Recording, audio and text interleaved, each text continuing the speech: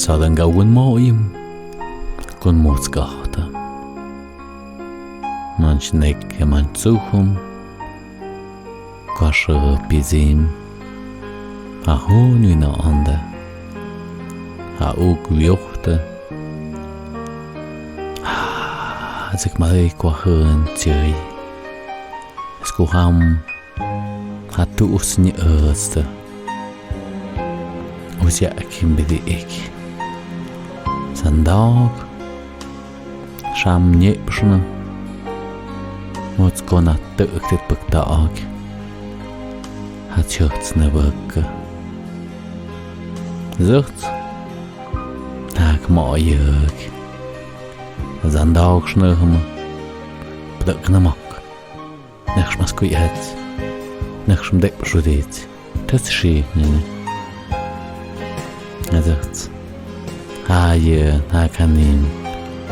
Nigen ha kama op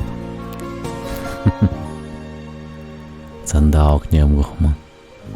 Butje Nuk sung gam Nuk chau ham rutna Nimen dag Sham Hitch Hapitch dit geschkui hamum Ham paungersp Zapan mak digadi ich Ujia ki ha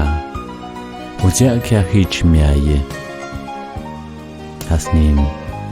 Neksh putzim guyet Wanche jaksuk mit geschkongig Has na hopa am Has asaka ishum Shabs a takon kjau je okna Hamen a sham nukshum Mamot kna unkam Mamot ham dep shudit Nagu yet Hamen a nukshum Na mandal vi an Hasa in haak meech kus ham nik guyet Hasa neem Nek mbedukna Dan ha gyukka Hanoit nun ish Shona ane jag di jeg Sandag ka inim Shem litem shamgo Wani mwet di ich Has wana nuk tsanagich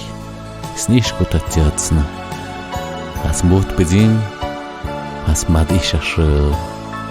Kwam henjuk bezam okna Maet hama